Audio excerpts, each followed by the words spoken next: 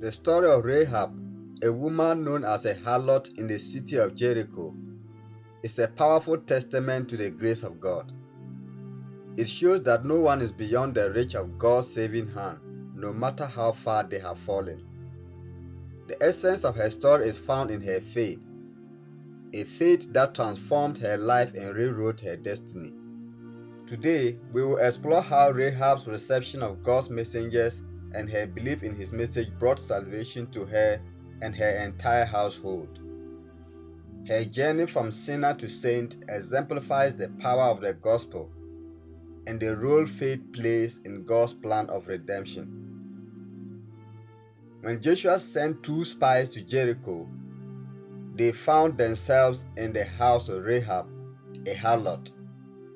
At first glance, it may seem strange that God's messengers ended up at a place like this.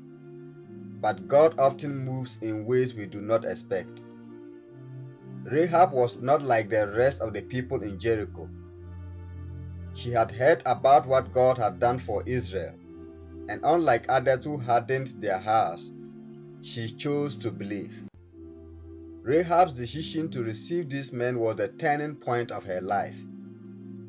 She could have exposed them to the king of Jericho, but instead she hid them. She recognized that they were not just ordinary men, they were messengers of God.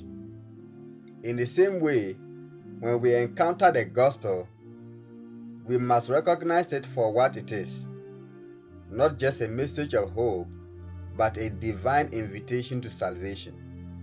The Apostle Paul says in Romans 10 verse 14, "How would they believe in him of whom they have not heard? And how would they hear without a preacher?" Rahab believed because she heard, and her faith led her to action. Rahab's faith was not blind faith.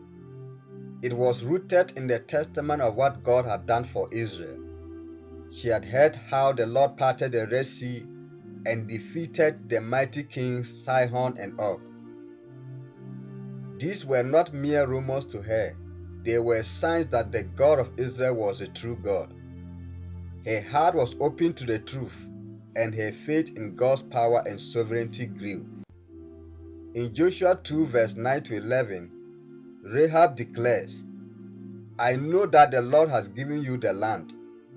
For the Lord your God, He is God in heaven above and on earth beneath."